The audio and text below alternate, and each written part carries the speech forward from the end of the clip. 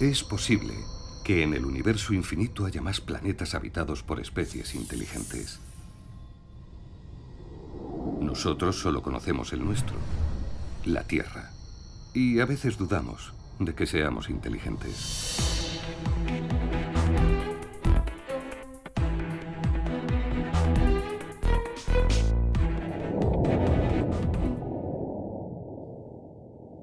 Por eso, quizá impresionados ante el espectáculo de destrucción y barbarie que habíamos sido capaces de hacer en lo que fue llamada Segunda Guerra Mundial, los países del mundo decidieron crear en 1945 la UNESCO, Organización de las Naciones Unidas para la Educación, la Ciencia y la Cultura, con la misión de salvar y conservar lo mejor de la humanidad.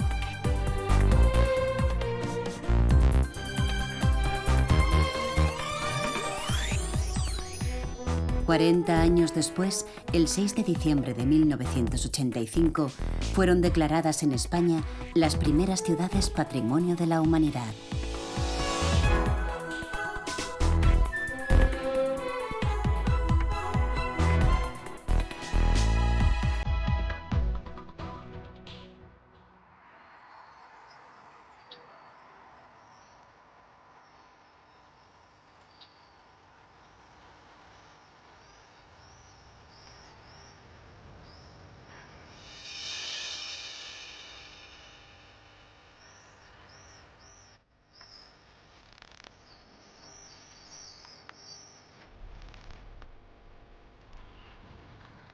Hay ciudades a las que les gusta jugar con la luz.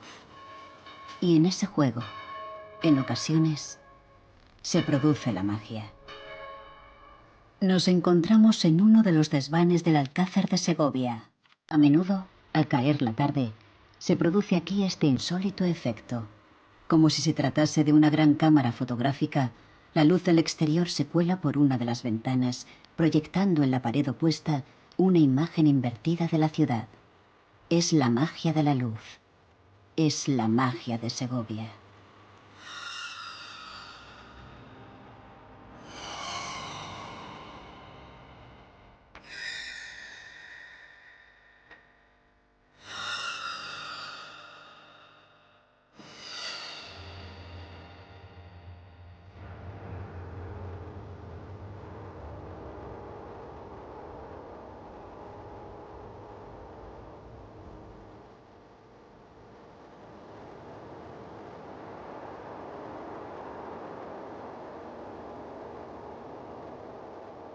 ¿Qué hace de Segovia una ciudad tan especial?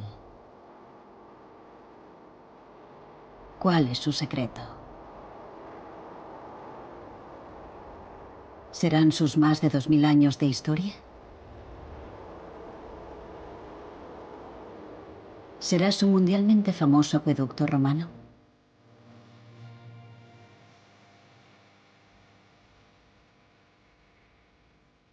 ¿Acaso su alcázar que parece sacado de un cuento de hadas? O quizá una rica agenda cultural que la convierten en una ciudad abierta y vibrante.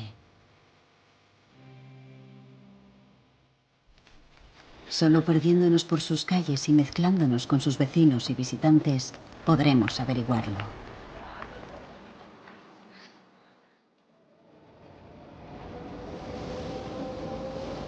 A un tiro de piedra de Valladolid como capital de Castilla y León y de Madrid como capital del Estado, la posibilidad de llegar en tren de alta velocidad hace que el tiempo que las separa sea más breve que nunca.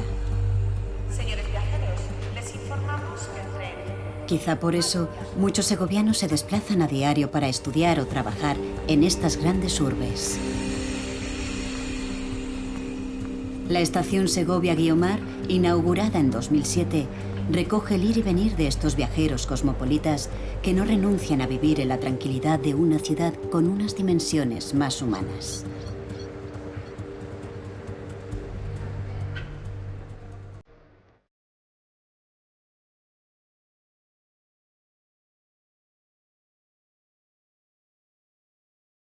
Pero el ritmo acelerado que nos impone el estilo de vida moderno parece todavía más insignificante y ridículo si lo comparamos con los más de 2000 años de historia de la ciudad. Y si hablamos de su historia, está claro cuál es, en Segovia, su símbolo más nítido: el acueducto. El acueducto supone hoy para Segovia uno de sus componentes esenciales, tanto para su vida cotidiana como para su propia identidad, ¿no? La identidad de Segovia ya aparece representado el acueducto en diferentes elementos gráficos relacionados con la ciudad a partir del siglo XIII, ¿no? Lo que ya nos está hablando, ¿no? que el acueducto es un icono de referencia en la cual pues, se encuentran identidad, ¿no? Pues, en las diferentes generaciones que se han sucedido en la vida de esta ciudad castellana. El acueducto de Segovia también, por supuesto, es un elemento, un reclamo para las visitas, un reclamo turístico de primera categoría de la ciudad de Segovia, que hace que todo revierta, por supuesto, en una mayor dinamización social y económica de la propia ciudad de Segovia.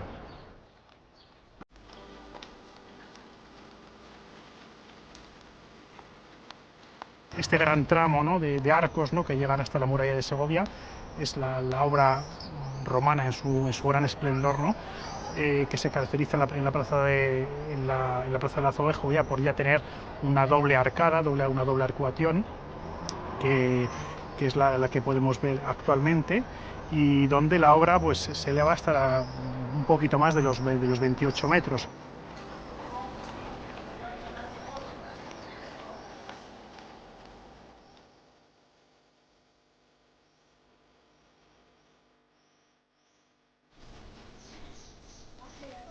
Nadie que visite Segovia puede permanecer ajeno a la monumentalidad de su acueducto. Pero lo que no todo el mundo sabe es que existe un acueducto oculto. Se trata de un canal soterrado de más de 1200 metros que, a partir de la época medieval, canaliza y distribuye el agua por todo el recinto amurallado. Hoy en día, ese acueducto oculto es reconocible por una serie de placas metálicas que nos señalan su trazado y que, como si de un juego de pistas se tratase, nos permiten descubrir una Segovia poco conocida. Seguramente, pocos de los que pasean por la Plaza Mayor son conscientes de que, bajo su pavimento, se esconde una sorpresa. Vamos con ella despacio. Vamos con ella arriba despacio, para atrás. Más. Se trata de una derivación del antiguo canal principal que abastecía de agua a la catedral. Una importante actuación arqueológica ha permitido recuperar ese tramo y hacerlo practicable.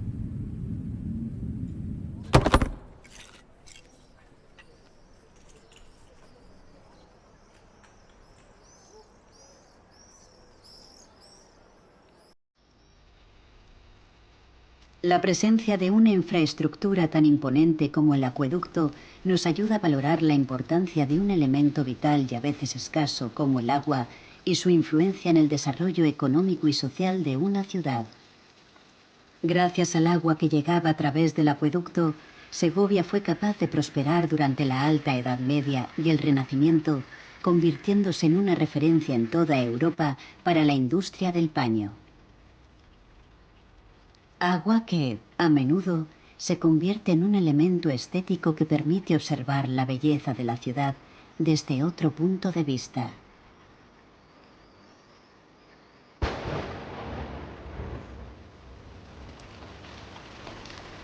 Una belleza que también se hace patente, a su manera, cuando el agua se manifiesta de la forma más natural, condicionando la luz y el paisaje.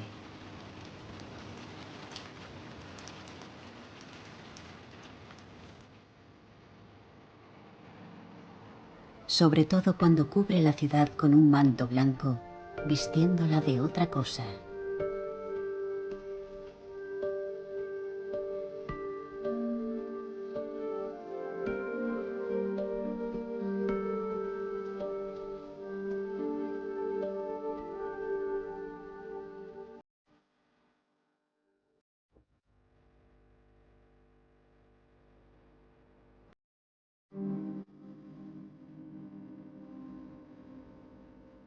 Y hablando de agua, decía un antiguo romance popular: dos ríos tiene Segovia, el Eresma y el Clamores. Con sus huertos que compiten, en holganzas y en primores. Aunque hoy en día del Clamores, encauzado y soterrado, apenas quede un recuerdo.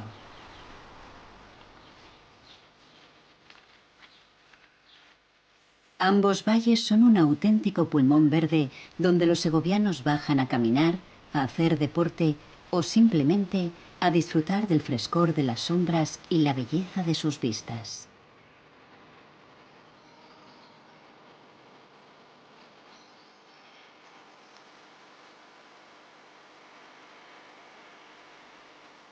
Por otra parte, los cauces siempre fueron generadores de riqueza, no solo mediante el riego de huertos y cultivos, sino también a partir de su uso mecánico en molinos, fraguas y batanes, de los que aún quedan algunos vestigios.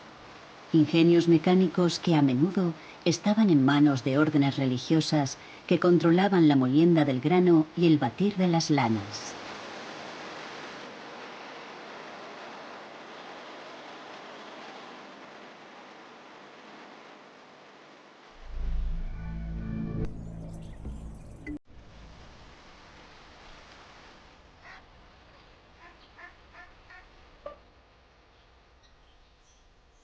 Con todo, la muestra más patente del uso industrial que se le ha dado al cauce del Eresma la tenemos en el Real Ingenio de la Casa de la Moneda.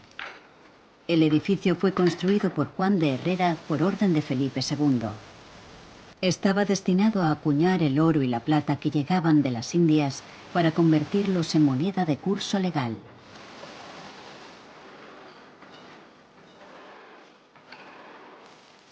Abandonada su primitiva función y convertido en fábrica de harinas durante el siglo XIX, una paciente labor de restauración y recreación permiten hoy que el edificio, con toda su maquinaria, esté abierto al público como una muestra destacada del patrimonio industrial segoviano.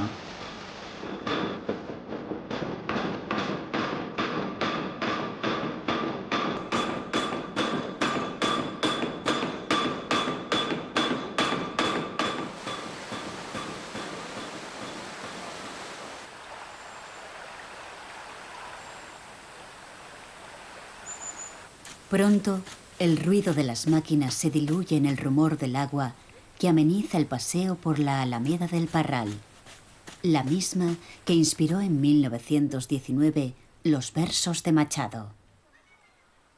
En Segovia, una tarde de paseo por la Alameda que Ledesma baña, para leer mi Biblia eché mano de las gafas en busca de ese andamio de mis ojos, mi volado balcón de la mirada. Seguro que no fueron pocas las veces que los ojos del poeta se elevaron para contemplar la majestuosa silueta del Alcázar. Una imagen que todavía sorprende e impresiona y que 1000 veces ha sido comparada con la proa de un navío de piedra que surca los campos de Castilla.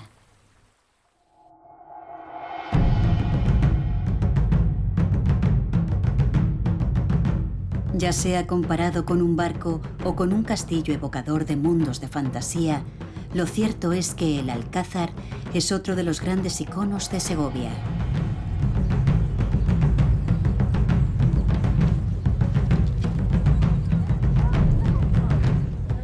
Poco se conoce de sus orígenes, aunque algunos restos arqueológicos evidencian la utilización del promontorio como fortificación defensiva desde época romana.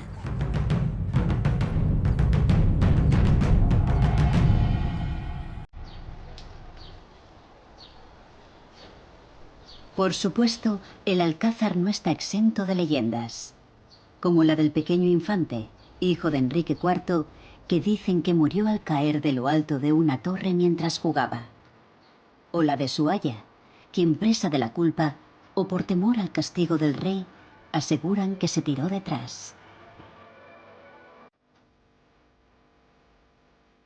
Alfonso VIII fue el primero que le da carácter de residencia real, y los reyes Juan II y su hijo Enrique IV los que lo ampliaron y le dieron el impulso definitivo cuando convirtieron a Segovia en la villa y corte de Castilla. De aquí salió en 1474 la comitiva que acompañó a Isabel la Católica hacia su coronación cerca de la Plaza Mayor.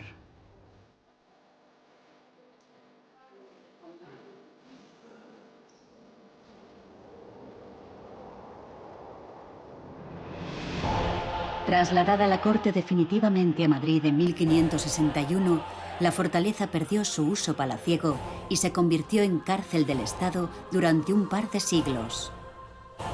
Fue Carlos III el que recuperó la dignidad del Alcázar, convirtiéndolo en sede de la Real Escuela de Artillería, hasta el incendio que estuvo a punto de destruir por completo el edificio en 1862.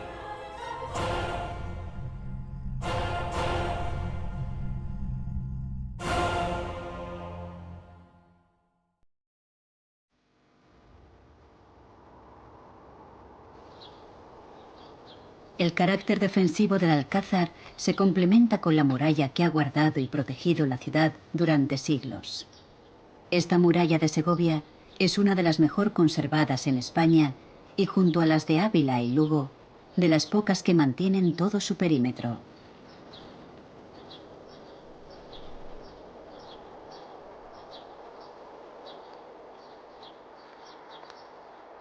En los últimos años, un importante esfuerzo de restauración ha permitido la recuperación de los tramos peor conservados y el acceso de los visitantes al adarve.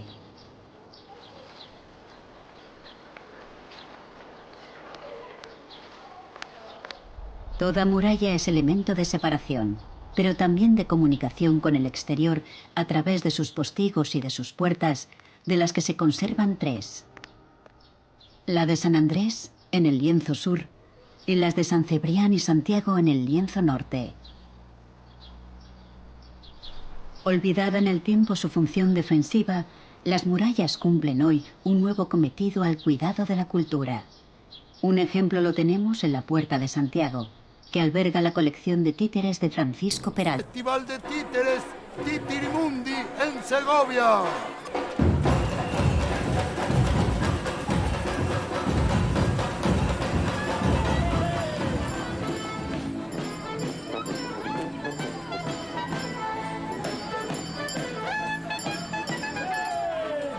Titirimundi es el Festival Internacional de Teatro de Títeres de Segovia y es sin duda uno de los festivales teatrales y específicamente de este género, que son los títeres más importantes de Europa, de España seguramente también, por supuesto. Y yo creo que además es un festival especial porque es un evento en el que se fusiona lo que es la mejor programación en ese género teatral con la vida de una ciudad como es Segovia. El ambiente en Segovia durante el festival es una auténtica barbaridad. En dos sentidos. Por un lado, porque la ciudad es tomada por gente de todo el mundo que viene para disfrutar de sus espectáculos, y por otro lado porque es un salto mortal lo que da la propia ciudad para la gente que vive aquí diariamente, ¿no? Ese salir de la cotidianidad y verse envuelto en esta panda de locos que aparecen y que sacan de la rutina normal una ciudad para convertirla en un espacio de magia durante una semana.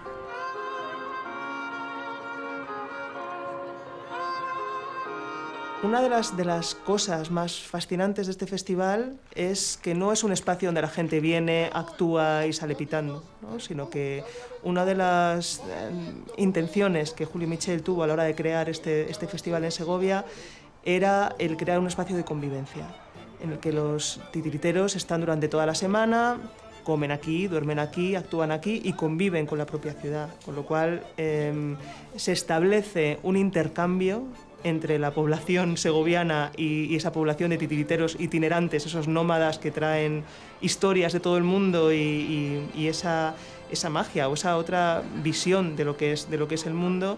Es una cosa casi una simbiosis, ¿no? durante unos días. Bestias salvajes, animales, aves y reptiles fueron exterminados.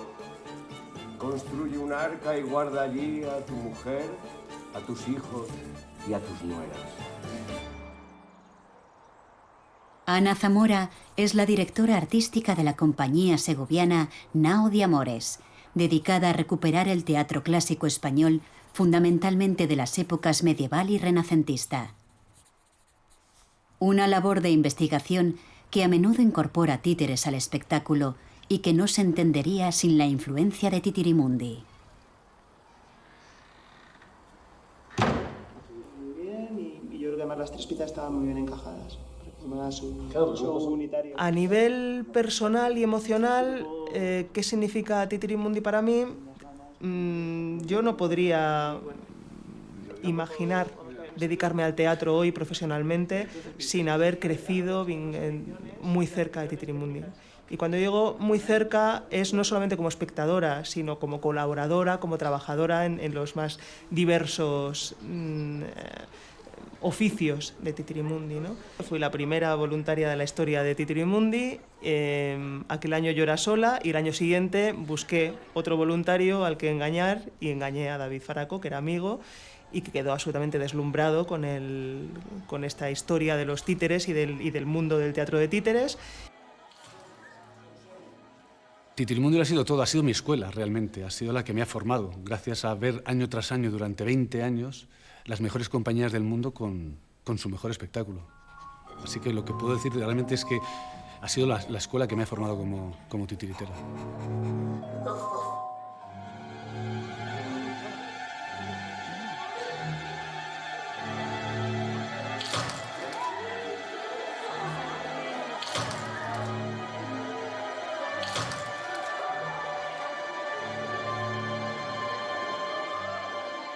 Y lo más importante es que aquí han pasado las mejores compañías con su mejor espectáculo. Por tanto, venir aquí es una responsabilidad enorme.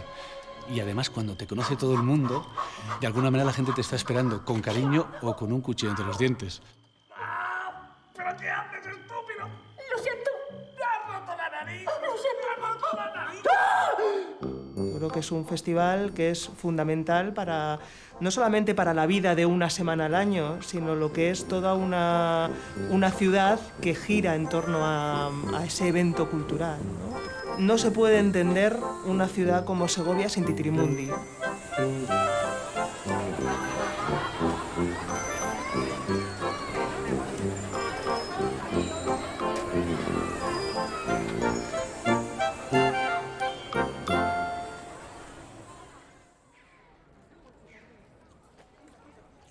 El Festival de Títeres puede ser una excelente excusa para visitar Segovia en primavera, pero no faltan atractivos durante cualquier época del año.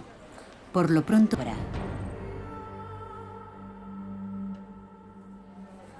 pero por supuesto, como sede de la corte que fue, no faltan en Segovia los palacios señoriales. Uno de los más reconocibles es la Casa de los Picos, llamada así por las puntas de diamante que decoran su fachada. Se encuentra este edificio en la arteria principal del casco histórico segoviano, la conocida por todos como Calle Real. Aunque como tal, no existe, porque cada tramo de la calle tiene su propio nombre.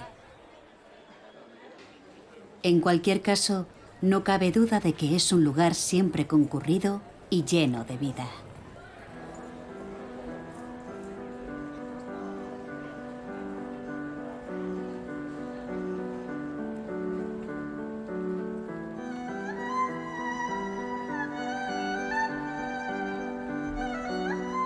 A mitad del recorrido por la Calle Real y junto a la ya mencionada iglesia de San Martín, nos encontramos con una de las plazas más emblemáticas y bellas de Segovia.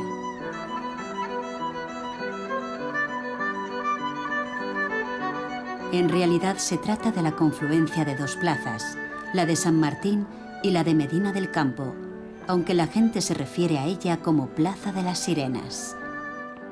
Lo curioso es que normalmente se confunde a las sirenas con estas dos esfinges. Sin embargo, las verdaderas sirenas o arpías mitológicas hay que buscarlas en los capiteles románicos de la iglesia de San Martín.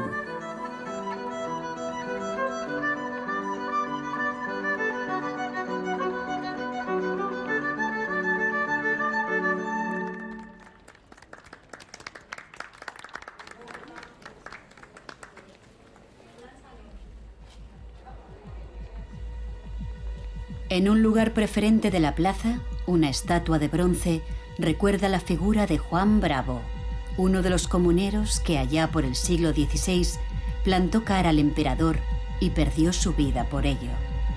Todo un héroe local que, espada en mano y alzando el pendón de Castilla, parece vigilar el trasiego de gente en la calle real.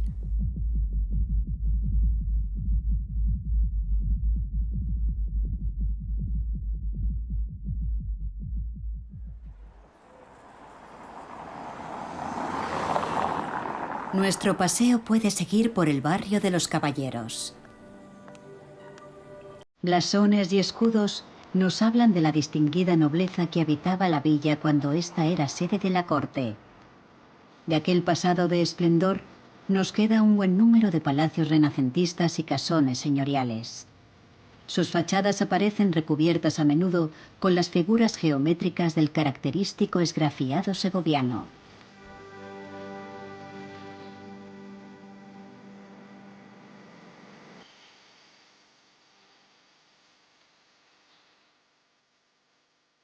En nuestro paseo por el barrio de los Caballeros no faltan oportunidades para visitar los patios de alguno de estos palacios que nos invitan a saborear la tranquilidad y el sosiego.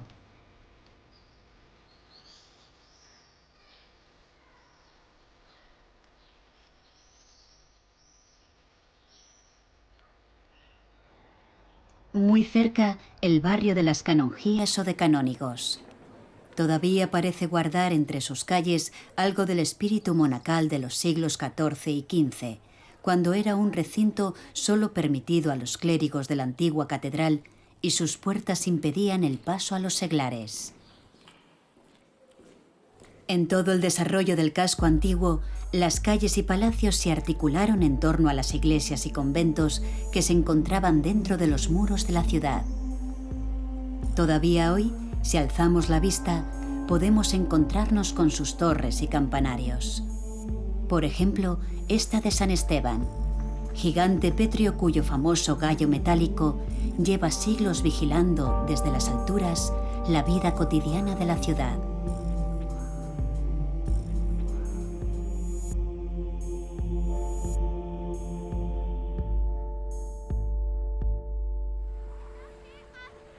Por supuesto, en su visita a Segovia, el viajero no puede olvidarse de hacer un alto en la Plaza Mayor, monumental espacio abierto rodeado de soportales que invitan al encuentro y la conversación. Un espacio lleno de vida y de gente en cualquier momento del día.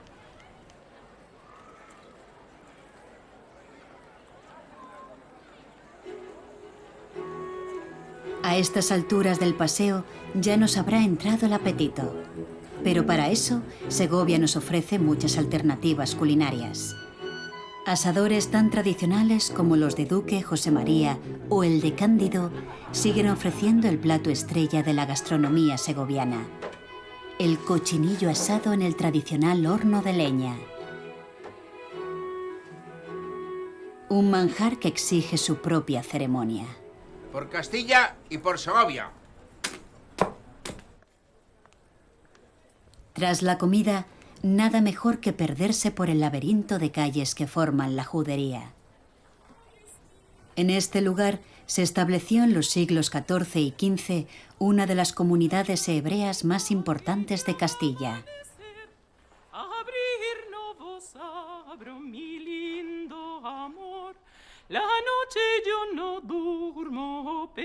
María del Barrio es guía turística y fundadora del grupo de música sefardí Algarabía.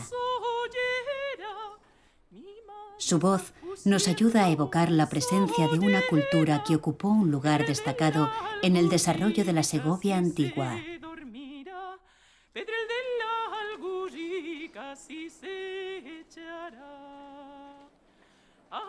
La actual recuperación y puesta en valor del barrio judío permite reivindicar la memoria de aquellos que en 1492, tras el decreto de expulsión dictado por los reyes católicos, fueron obligados a abandonar sus posesiones y salir camino de la diáspora.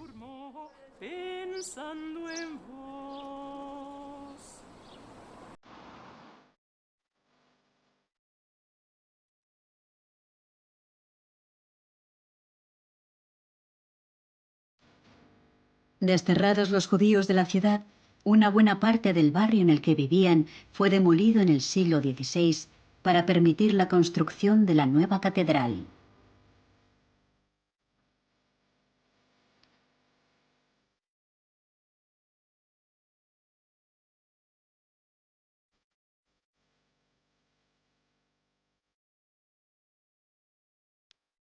La de Segovia es la última de las catedrales góticas de España. Su fachada todavía combina las características arquitectónicas del gótico tardío con la sobriedad del Renacimiento. De esta vocación renacentista da fe, sobre todo, su esbelto campanario. La que fue durante años la torre más alta de España domina desde su imponente silueta todo el paisaje de la ciudad y la llanura que la circunda.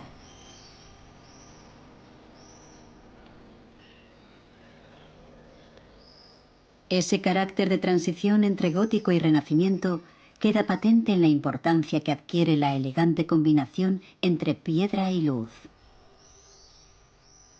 Esta penetra en el interior de la catedral a través de unas vidrieras que constituyen uno de los conjuntos artísticos más impresionantes del patrimonio español. Todavía está en marcha el paciente proceso de restauración que dirige el maestro vidriero Carlos Muñoz de Pablos. Hay 3 conjuntos en la catedral. Uno del siglo XVI, que están en las 3 naves. Otro del XVII, que es el crucero y la girola. Y otro del siglo XX, de principios del XX, que es el ábside, ¿no?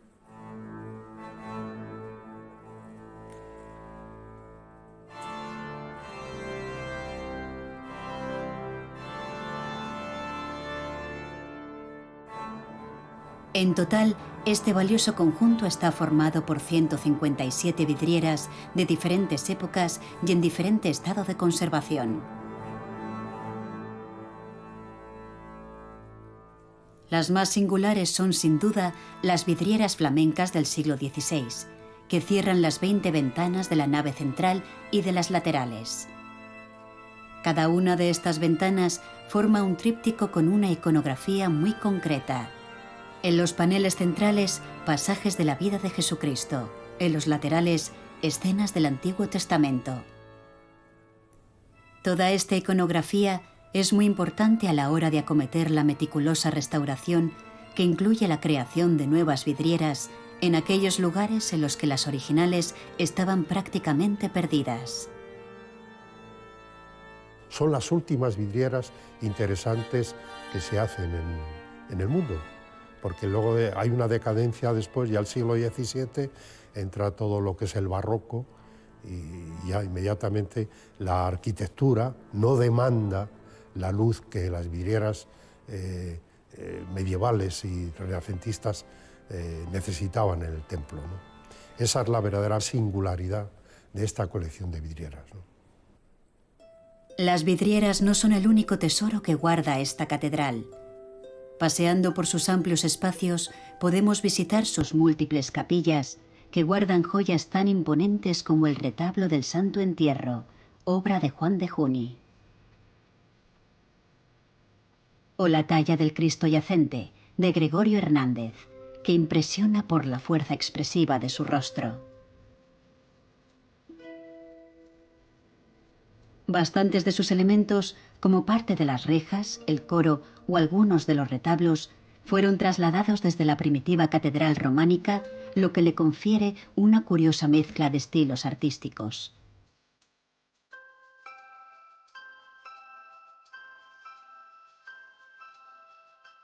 También fue trasladada a piedra la portada policromada que Juan Guas diseñó para la antigua catedral. Es el punto de acceso al claustro. Una auténtica filigrana gótica en la que de nuevo el juego de luces y sombras adquiere un significado muy especial.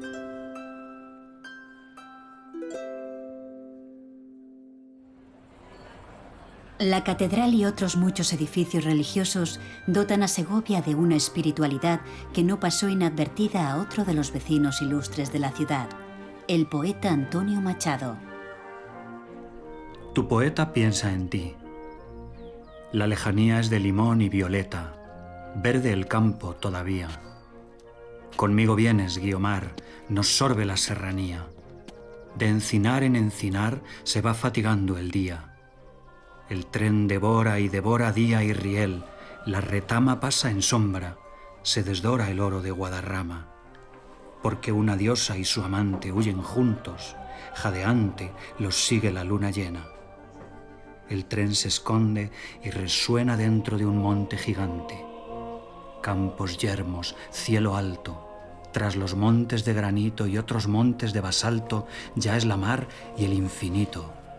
Juntos vamos, libres somos, aunque el dios, como en el cuento fiero rey, cabalgue a lomos del mejor corcel del viento, aunque nos jure violento su venganza, aunque ensille el pensamiento, libre amor, nadie lo alcanza.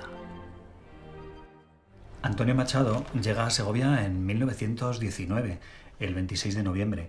Aquí pasó 12 años, hasta el año 32, y en estos 12 años estuvo dando clase de francés y de literatura en el Instituto General y Técnico, que hoy es el Instituto Mariano Quintanilla.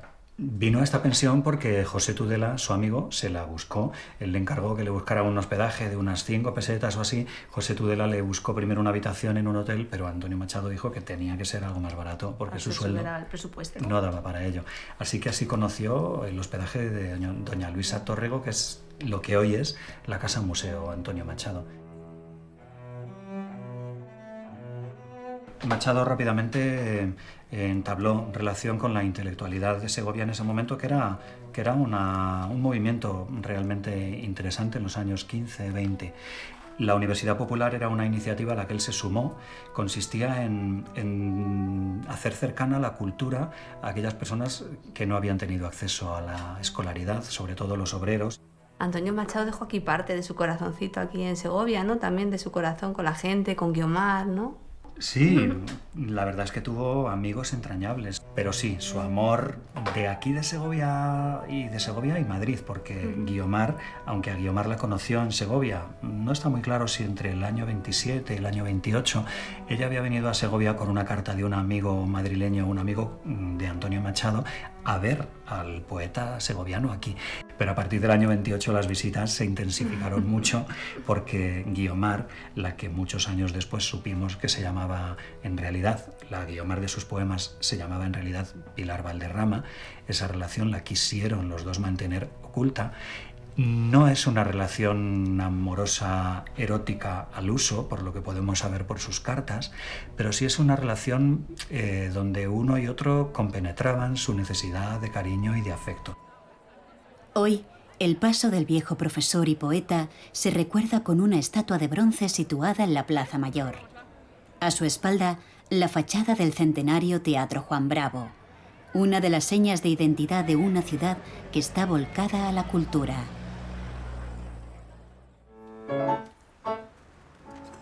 Cultura con mayúsculas es la que inunda cada rincón de la ciudad en el mes de septiembre durante el High Festival. Se trata de un evento internacional dedicado a las artes visuales, la literatura y las ideas que tiene en Segovia una de sus sedes principales. Casi un centenar de actividades programadas entre conferencias, debates, exposiciones y conciertos convierten al High Festival en una auténtica fiesta de las artes y las letras.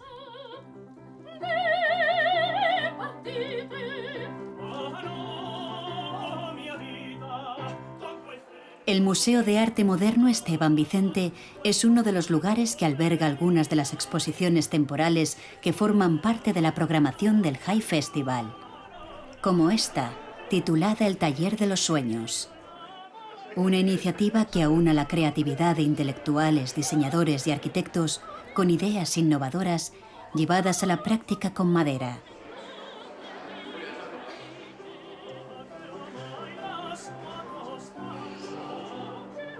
Y por supuesto, el debate y el diálogo como telón de fondo. Escritores, filósofos, periodistas, sociólogos, creadores, gente de los ámbitos más variados de la cultura y la comunicación, se reúnen para hablar sobre todo tipo de propuestas de carácter cultural, político o económico.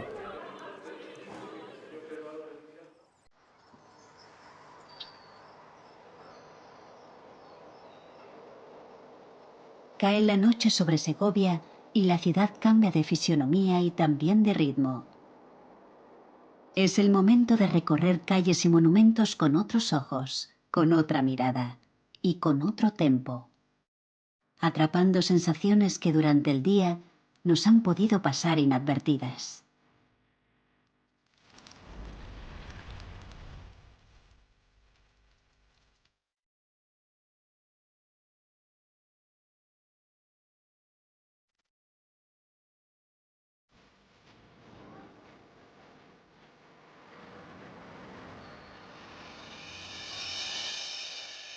Con el calor del mes de julio, la ciudad vive su particular sueño de una noche de verano. Sobre todo a través de la iniciativa Noche de Luna Llena. Se trata de una propuesta más popular, más lúdica, en la que la cultura se echa a la calle para llenarla de música, de color y de originalidad en las actividades.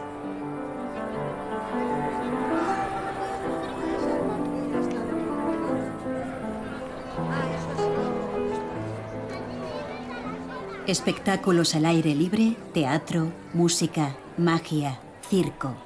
Son muchas las propuestas que permiten a vecinos y visitantes disfrutar de la calle a través de actividades que estimulan la participación de la gente.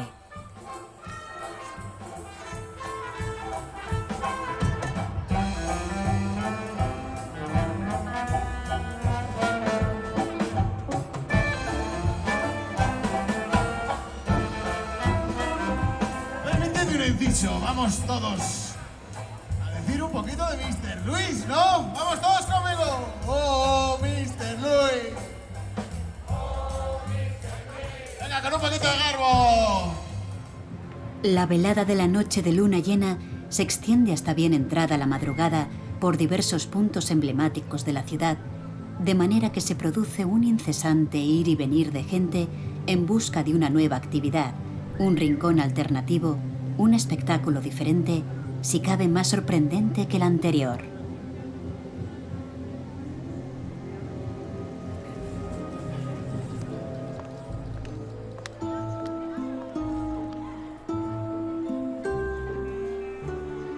Hasta que llegue el momento en el que el cansancio nos haga confundir lo que es realidad y lo que ha sido simplemente un sueño.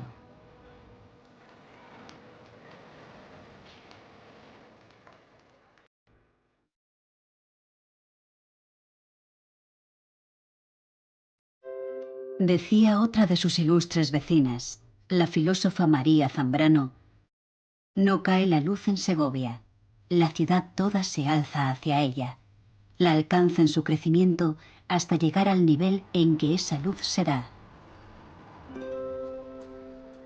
Y así parece, sobre todo cuando los monumentos más característicos de la ciudad se iluminan al caer la noche. Juegos de luz, sombra y color que nos permiten contemplar la ciudad de una forma diferente. De una manera, si se quiere, más llena de misterio, de magia. Porque misterio, magia y encanto son algunos de los ingredientes que hacen que, más de 2000 años después de su fundación, Segovia siga maravillando al mundo.